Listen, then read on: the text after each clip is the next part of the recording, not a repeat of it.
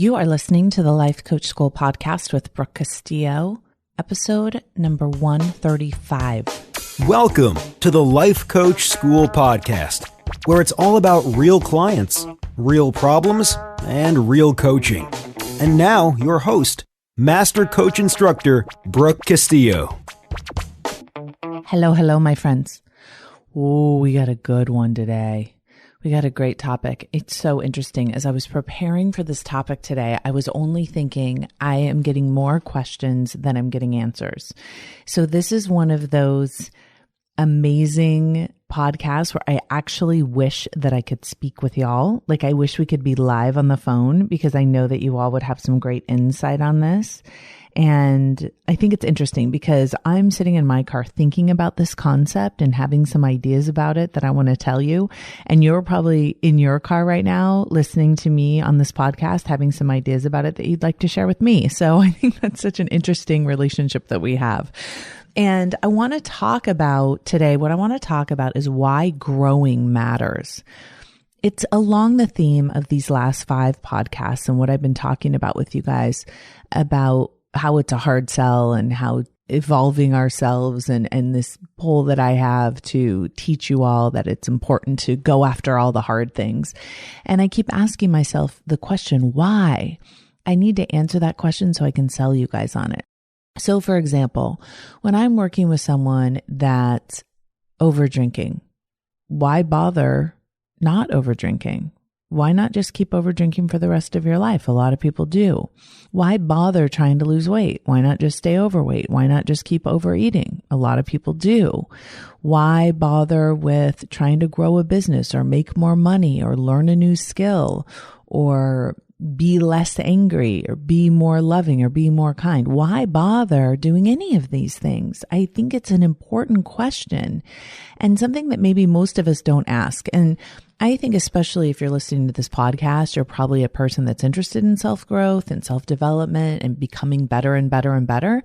But there's a lot of people that aren't like us, right? There's a lot of people that don't listen to podcasts like this and don't think about these things. You know who they are, right? And it doesn't mean they're unhappy. This is why I'm asking this question.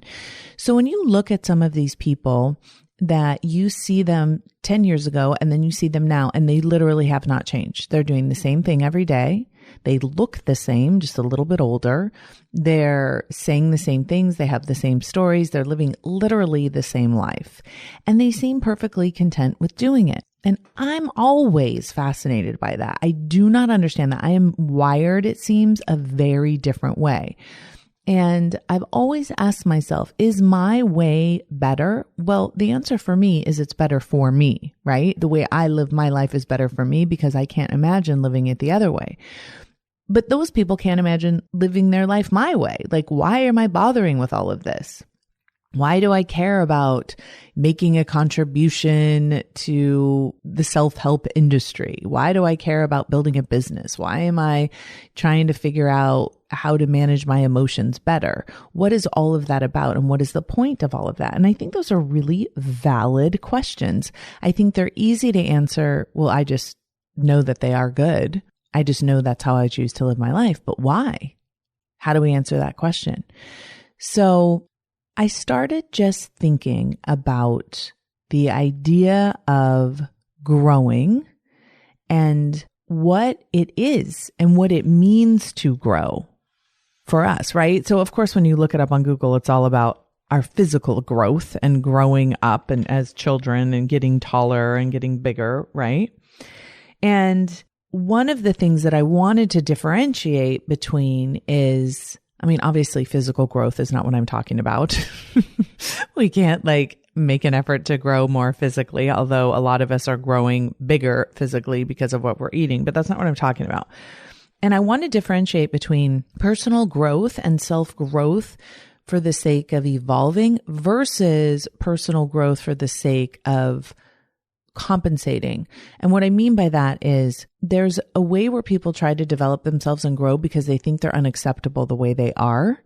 And I think that's where a lot of this self-help addiction comes from. And I think it's right along this same topic where I've heard a lot of people say that they're addicted to self-help. And when you're addicted to self-help, it's very similar to being addicted to any other type of quick fix pleasure in your life. And I really think there was a time in my life where I could say this is how I was coping. I was coping with reading self-help and going to self-help seminars and trying to escape myself and trying to make myself more acceptable because I had so much self-loathing. That is different than thinking that you are acceptable and wonderful and you love yourself and then wanting to grow from that place. And I think that's a very important distinction. I don't think that people need to grow because there's something wrong with them at all. I don't think that is the purpose of self-growth. And I think that's why the question comes up for a lot of people. Why would you pursue growth if there's nothing wrong with you? Why would you want to learn new things if what you already know is enough? And I want to make sure that that's really clear because I don't think any of us should be wagging our fingers at anyone else and telling them that they should be growing. And if they're not growing, it means there's something wrong with them. And that the reason to grow is because there's something wrong with them. That is not the case. And I don't think that you need self-growth and self-development in order to fix something that's wrong with you. So then what does it mean to already be complete in the sense that you love yourself and you feel lovable and you're taking care of yourself in a way that feels good? Why do we need to keep growing? And a lot of people would say that the pursuit of additional growth is actually just a hassle, and it actually makes us tired, and it's burning us out, and it's doing the opposite of keeping us in the present moment, and it's doing the opposite of acceptance. It's actually taking us out of those things because we're constantly wanting to be better and better and better. And I think that's a valid point, and I think that we need to address it. So the first one is self-growth does not mean there's something wrong with you and you need to grow out of what's wrong with you. And the other thing is I don't think that self-growth means that you're always trying to get more and more success and accomplishment at your own expense. In fact, I think it's the opposite. And I'm going to differentiate it by telling you this. Self-growth takes you deeper within yourself before it shows on the outside. True self-growth. That's different than chasing something outside of yourself to compensate for any kind of shortcoming. And they will feel very different. One will feel nourishing and caring, and the other one will feel debilitating and exhausting. Okay, so I want to make sure we have kind of a level playing ground before we start talking about this concept. We're talking about the concept of evolving, of growing from the inside out, not from accomplishing more success on the outside, certainly not accumulating more on the outside. It's not changing at our own expense. It's the opposite of that. It's growing from an internal place that evolves us in a cognitive and emotional way.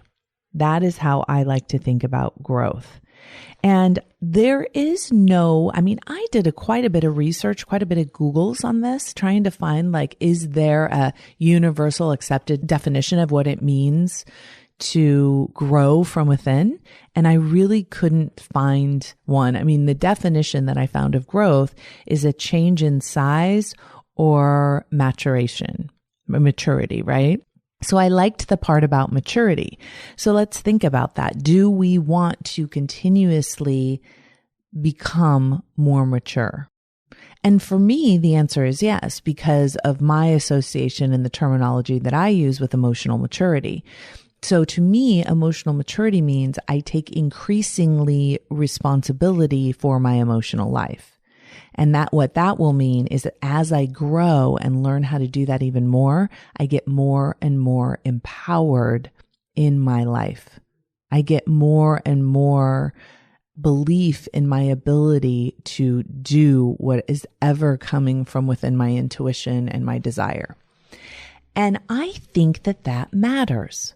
So here is my theory. This is what I came up with on this. I think that there is an importance to growing and learning continuously, because I think the more we grow and learn as it applies to psychological self-knowledge and self-growth, the more capacity we get to create in the world, the more capacity we get to fulfill our desires. And for me, I have a belief that our desires, what it is we genuinely want to create in the world, matters. And we wouldn't have been given that desire if we weren't meant to bring it to fruition. So when I look at the people who overcome their own brains and their own emotional lives in order to make a contribution, I see how it's not just an individual evolution. It evolves us as a species. And I think that that may be the whole point of all of this. And when I look at the contributions that have been made from so many people through so much hardship, through so much kind of pounding the pavement in terms of getting over themselves, getting over their own nonsense in order to bring their dreams into the world, I see how I have benefited. My species, my humanness has benefited from them choosing to grow instead of to stagnate. And so when I look at it that way, I see that the more I grow, the more I have the ability to create. The more I grow, the more I will create. The more I create, maybe the more we all evolve and if we all contribute and if we all are willing to get over ourselves and grow, then maybe we evolve even faster and better. That is my theory going into this. That is what I've come up with. I also believe that we have within us an innate desire, and desire may not feel like the right word, but like an innate push to grow and evolve. I think it is part of our humanness. I think we are nudged towards growth.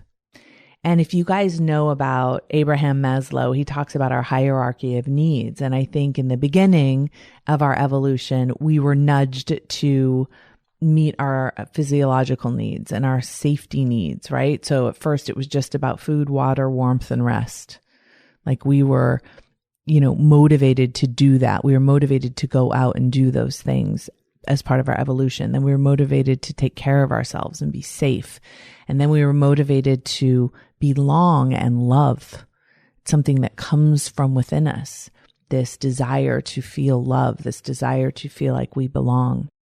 And then once all of those needs are met, we start having this, what Maslow calls self-fulfilment needs. And so I started thinking about this concept of self-fulfillment, especially as it relates to well-being. And I think that we are invited to, I should say, I think that's a beautiful way of saying it. We are invited to fulfill ourselves in the deepest, most ultimate way. Again, I'm not talking about fulfilling ourselves with false pleasures. I'm talking about the ultimate fulfillment. And the way that he describes it is achieving one's full potential, including creative activities. So I think just as we're pulled to take care of ourselves physically, just as we're pulled to belong, just as we're pulled into this idea of feeling good about ourselves, we're also pulled into fulfilling our potential, which aids and contributes to the evolution of the world. Okay. Now, that doesn't mean that fulfilling our potential is going to look like thousands of people clapping. It doesn't mean that we're going to touch thousands of people's lives. It may mean that, but it may not mean that. It may mean you evolving touches one person's life, and because their life is different, we will evolve in a different way.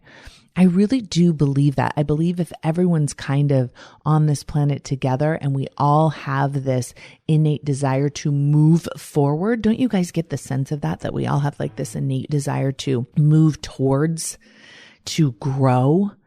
I think even all the natural things in the world, everything kind of has an inclination to grow, right? At least for a portion of its life, to grow physically, and then to also grow in the sense that as human beings, we grow in terms of our psychological and emotional, cognitive, all of those needs. And so if I need to sell you on it, I have to tell you what it is first and what it requires and why you will benefit. So I'm going to start with why you will benefit. I think that you will experience, if you are committed to growing, you will experience an increased capacity for well-being. The more experience you have in the world, the more is required of you emotionally. The more that's required of you to get over, what I like to say, get over your own nonsense, to move beyond the primitive brain that wants instant gratification. Because growing requires us to be disciplined. It requires us to fail and get over that failure. It requires us to get stronger. It requires us to build more neural pathways in our brain. It requires us to be aware and to be conscious and to pay attention. And I think when we are in a state of being more aware, being more conscious, paying more attention, we are more present in the world. We bring more energy to the present moment. And when we do that, we make a contribution, whether we recognize it or not. When we decide not to grow, we require much less of ourselves. We can be very unconscious if we're not asking ourselves to grow. We have plenty of money. We don't need to work. We can drink all we want. We can eat all we want. We can just go into unconsciousness whenever we choose. We can pop some pills if we want. We can watch some porn. We can buy whatever we want. There is no consciousness. We are not making a contribution to the consciousness of the planet. We're basically just plugging into the matrix. And when we don't make a contribution emotionally, cognitively to the planet, we do not aid in its evolution. So I love when I'm reading about Maslow, one of the things that he talks about that I think is really interesting is that there's a type of person that will try and go to the top of that hierarchy of need, that will grow in the ultimate way and will pursue what he calls self-actualization. It refers to the person's desire for self-fulfillment, namely to the tendency for him to become actualized in his potential. Now, I think all of us have the desire to fulfill our potential. I do believe that. I think a lot of us don't listen to it because it sounds like a lot of work, honestly. He says the specific form that these needs will take will, of course, vary from person to person. In one individual, it may take the form of the desire to be an ideal mother. In another, it may be expressed athletically. And still another, it may be expressed in painting pictures or in inventions. He says, here are the characteristics of people who actually continue to grow to the point of self-actualization, which means they're committed to continuously growing. They perceive reality efficiently and can tolerate uncertainty. They accept themselves and others for what they are. They're spontaneous in thought and action. They're problem-centered in terms of solving problems, not self-centered. They have an unusual sense of humor. They're able to look at life objectively. They're highly created. They're resistant to enculturization. I hope I said that right. Enculturization. And what I think that means is that they are not just following along with the culture, but not purposefully unconventional. They're concerned for the welfare of humanity. They're capable of deep appreciation of basic life experience. They establish deep, satisfying interpersonal relationships with a few people. They have peak experiences. They have a need for privacy. They have democratic attitudes. They have strong moral and ethical standards. So I think that makes sense, his description of that. And I think where he came up with that is he did a lot of research in terms of who are the people he would define as self-actualized and what did they have in common. And then he talks about the behavior leading to self-actualization. Experience life like a child with full absorption and concentration, trying new things instead of sticking to safe paths, listening to your own feelings and evaluating experiences instead of the voice of tradition, authority, or the majority, avoiding pretense and being honest, being prepared to be unpopular if your views do not coincide with those of the majority, taking responsibility and working hard, trying to identify your defenses and having the courage to give them up. He says the characteristics of self-actualizers and the behaviors leading to self-actualization are shown in the list above. Although people achieve self-actualization in their own unique way, they tend to share certain characteristics. And self-actualization is a matter of degree. There are no perfect human beings. Love, love, love that. So one of the things that I find totally fascinating about this idea is that it's available for all of us. He looked at like Abraham Lincoln. It says he studied 18 people he considered to be self-actualized, including Abraham Lincoln, Albert Einstein. So if you look at yourself and you look at your potential, so the way that we're defining being self-actualized is, do you pursue your ultimate potential for yourself? That doesn't mean that your potential has to match someone else's, right? But your potential, what you've been given. I'm always telling this to my son, Connor. I'm always saying to him, there's a reason why God gave you the ingredients that he gave you. The universe gave you. You were created the way you were created, however you want to say it. How you use those is completely unique to you. You are the only one that has that specific combo.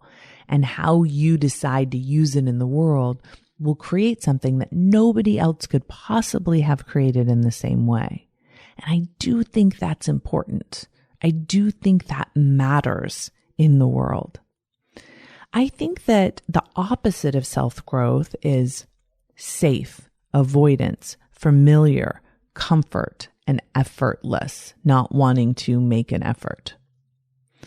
Although there is the theory, and I tend to believe it because I see it happen to so many of my clients who have this underlying desire to be something bigger, more in their lives, and they ignore it. They don't pay attention to it. And instead, they indulge in comforting activities and they indulge in false pleasures. And what they end up with is like a burning desire within them that is unfulfilled. And so what they feel is being unfulfilled. And I think that comes from this place of knowing that you have this potential, knowing that you have this ability, knowing that you have this desire and ignoring it. So it's almost like the quote, if you take what's within you and use it and create it in the world, all your dreams will come true and it will save you. And if you take what's within you and you don't use it and you keep it inside you, that very same thing can kill you. And I think that's a fascinating way of looking at self-growth. And I think that if you are one of those people that has that inkling, that desire within you, I think it's really important to pay attention to it. I think for sure that self-growth will be your ticket to having an increased capacity for well-being. And I think well-being could be worth it. I don't know that that has to be such a hard sell. The consistent, sustained feeling of goodness, of acceptableness, of happiness, of being on the right path and not having anything have the ability to take that away. And I think that's what the pursuit of self-growth earns us. I think it earns us well-being, and I think it increases our capacity for well-being. I think it gives us vibrance. I think it gives us strength. I think it gives us presence. I think it opens up our attention and our consciousness, all of which puts us smack dab in the present moment and allows us to be more alive than if we weren't growing. So I hope I've given you kind of an inclination, kind of a something to consider, that if you aren't growing and you've made excuses for why you aren't growing, that you'll reconsider. Some of the things that prevent self-growth are blame, being completely past focused and stuck in your past, complaining, buffering, false pleasures, complicating where you don't need to complicate instead of simplifying, unconsciousness, poor health, and lying. Those things that prevent us from growth, prevent us from feeling the potential within us being realized. And I used to say all of the time that the best feeling I know is the feeling of being proud of myself for having overcome something difficult. Being proud of myself for doing the thing that I most wanted to do, even though it was hard. Even though it was the harder thing to do, it was the right thing to do. So I'm not talking about false self-pride. I'm talking about like genuine pride. And I think that's what this is referring to, right? Referring to what it is like to experience your potential being realized by your own hand. I think this goes back to that idea. I used to talk a lot about money and I used to coach a lot around money. And one of the things that we used to talk about, and I used to ask my clients is, would you rather win $1 million or earn $1 million? And most everyone said, I would rather earn it. Even though it would take a lot of hard work, I would rather earn it. And I always found that so fascinating. And I think it's because the difference between feeling lucky and feeling your potential realized has no comparison. Having become the person that could earn $1 million, having become the person that created that ability for themselves would feel so much more amazing than having been a person that was able to pick the right ticket. So I think that is the promise of self-growth. I think that is the promise that we give ourselves when we answer that invitation towards it. Now, here's the thing. I just want to warn you before I let you go. When you answer that invitation, you are answering an invitation to hard work and a lot of negative emotion. But you're also answering the invitation to a lot of positive emotion and a lot of fulfillment. And maybe the ultimate emotion that we can all feel is that feeling of truly being self-actualized and making a contribution with our life. And what is the biggest contribution that we can make with our lives? I think all of us make a contribution with our lives just by being here. So I think we all get the benefit of that. But I think the more we're willing to grow, the more we're willing to reach our potential, the more contribution that we make. So we just basically take that innate fulfillment that is available to all of us and we just increase it dramatically, exponentially when we're willing to grow. So I want you guys to think about this in your own personal life. I want you to ask yourselves, why should I grow? Why should I go to the next step and do the next thing and pursue the next goal? Why should I even bother trying to become self-actualized or fill my potential or learn something new? Why should I even listen to my own desires when I can just settle in here and be comfortable? And see if the reasons I gave you resonate with you. And if they do, I want to encourage you to not take a little step today towards self-growth, but to take a huge step, to stop effing around, to stop comforting yourself with false pleasures, and to put a line in the sand and make a decision to grow and to do it in a way that matters to you. Do it for you. All right, you guys, have an amazing week. I'll talk to you next week. Take care. Bye-bye. Thank you for listening to the Life Coach School podcast. It is my honor to show up here every week and connect with people that are like-minded, wanting to take their life to a deeper level with more awareness and more consciousness. If you are interested in taking this work to the next level, I highly encourage you to go to thelifecoachschool.com/how to feel better online. It is there that I have a class that will take all of this to a deeper application where you'll be able to really feel and experience how all of these concepts can start showing up in your life. It's one thing to learn it intellectually. It's another thing to truly apply it to your life. I will see you there. Thanks again for listening.